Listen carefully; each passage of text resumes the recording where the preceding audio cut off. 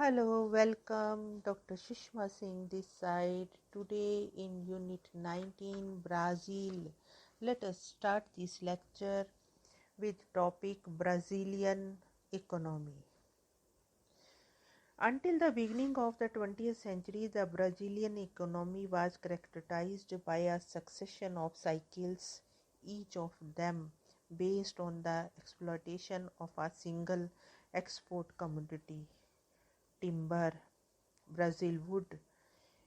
In the first years of colonization, sugarcane in the 16th and 17th century, precious metals, gold and silver, and gems, diamond and emerald in the 18th century, and finally coffee in the 19th century. Slave labor was used for production, a situation that continued until the last quarter of the 19th century. Paralleling these cycles, small-scale agriculture and cattle farming were developed for local consumption. The first surge of industrialization took place during the years of the World War I, but it was only from the 1930s onward that the Brazil reached a level of modern economic performance. In the 1940s, the first steel plant was built in the state of Rio de Janeiro at the Volta Redondo with US Exim Bank financing. The 1970s saw a general rise in number of agricultural products exported. Soya beans outpaced Brazil's traditional agricultural earners, coffee, cocoa, and sugar. The volume, value, and variety of semi-processed and manufactured agricultural products increased substantially, largely as a result of government incentives favoring processed goods over raw crops. Agriculture in the 1980s continued to play a significant role in the country's economy, but no longer did a single crop dominate in the way sugar, coffee, or rubber had at their peaks, though the fiscal incentive and special credit facilities. The federal government strongly promoted greater efficiency in rural areas. Furthermore, efforts were made to alter the movement of people from rural communities to urban areas by extending equal social benefit, establishing rational schemes for agrarian reform, stimulating hitherto uneconomical smallholdings, and in general improving the quality of life in the areas that are quite remote from the main centers. Increases in the agricultural productivity have been greater than the population growth. This has permitted Brazilian farmers not only to produce more for the domestic market but also to increase their exports. Today, Brazil is still the world's largest producer of coffee and sugar, second among the cocoa producers, and the fourth among the tobacco growers. The various programs undertaken in the last 2 decades to promote diversification of crops have borne impressive results. The production of grains has grown consistently, including wheat, rice, corn, and particularly soya beans. Agriculture accounts for 13% of the country's GDP. Crop production accounts for about 90% of the total agricultural output.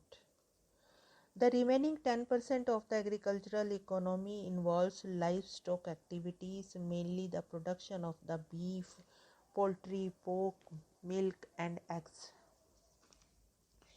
Forest products, especially rubber, as well as the Brazil nuts, cashews, waxes, and fibers, now come mostly from the cultivated plantations and no longer from the wild forest tree as before. Because of its wide climate range, Brazil produces almost every kind of fruit, from the tropical variety in the north to an enormous output of the citrus fruit and grapes in the temperate regions of the south. Brazil is the largest exporter of concentrated orange juice.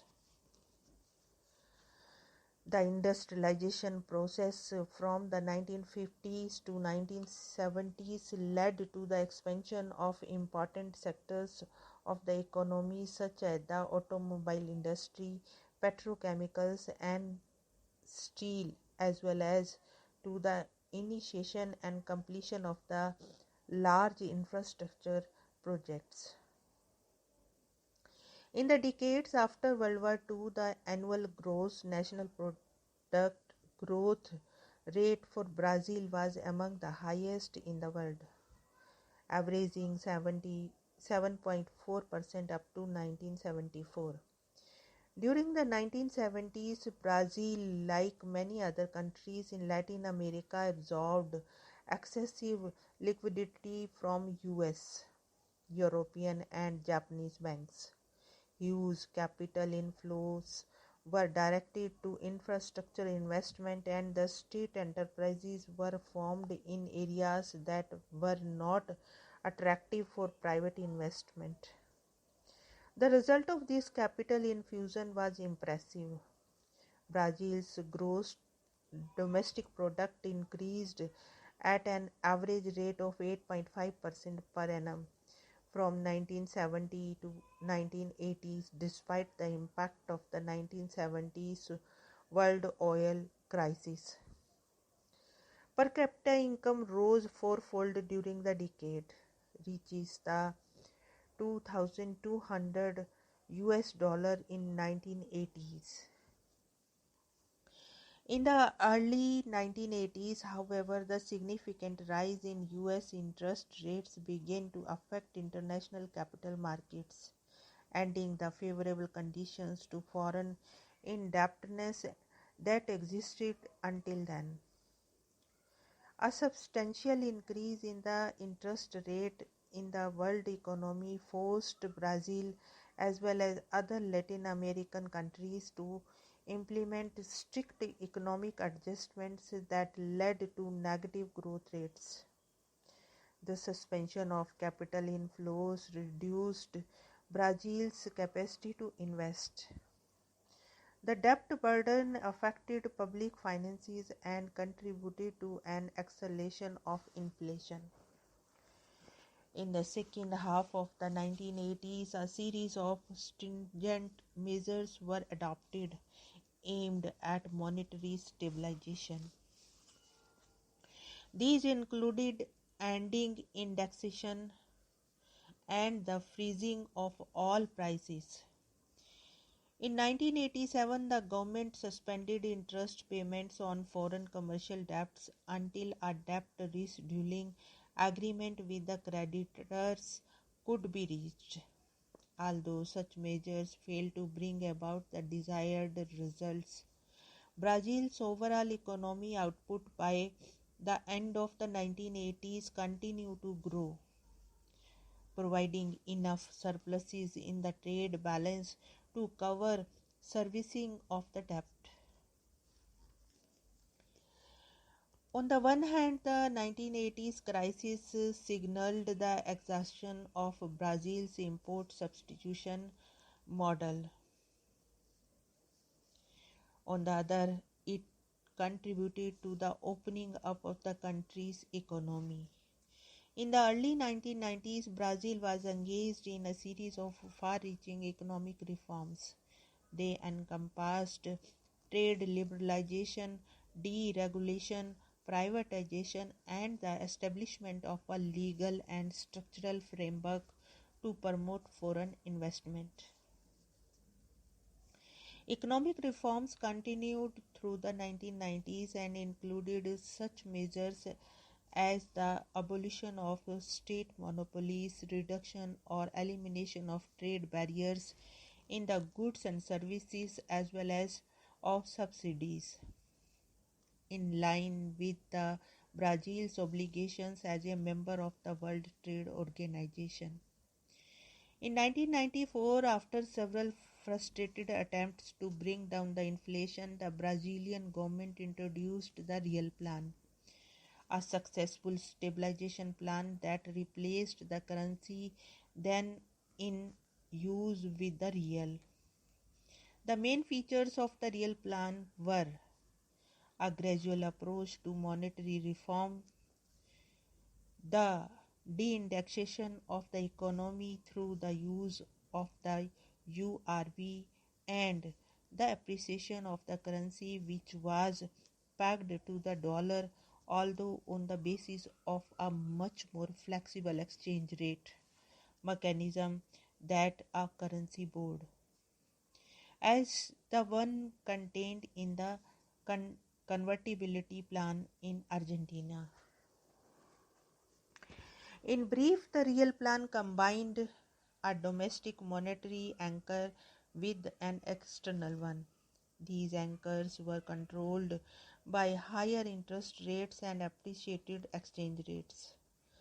Later, a very gradual path of depreciation of the currency was engineered to stimulate economic activity in line with the requirements of the price stability and international competition. Consequently, the plan successfully resulted in a rapid and sustained decrease in the inflation rate, the restoration of the value of the currency, and the return to economic growth brought about an increase in the purchasing power of the lower layer of the population and a significant reduction in poverty.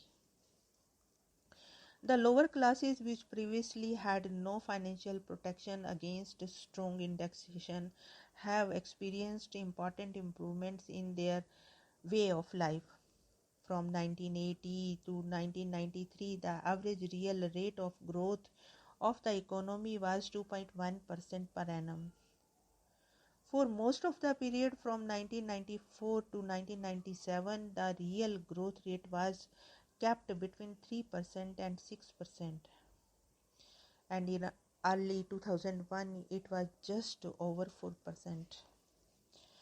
Market liberalization and economic stabilization have significantly enhanced Brazil's growth prospects. Brazil's trade has almost doubled since 1990, from 50 billion US dollar to an estimated 100 billion US dollar in 1996.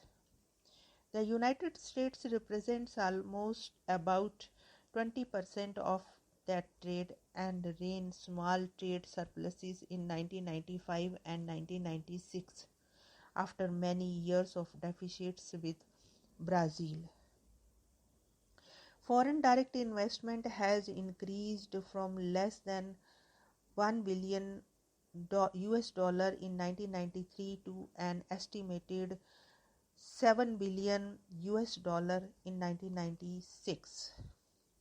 The United States is the largest foreign investor in Brazil, accounting for almost 20 billion US dollar or 34% of the total foreign investment. Ongoing and upcoming privatization in the telecommunication, energy and mining sectors of the Brazil planned for 1997 and 1998 is of major interest to US companies. Here we want to close this lecture. Thanks for listening.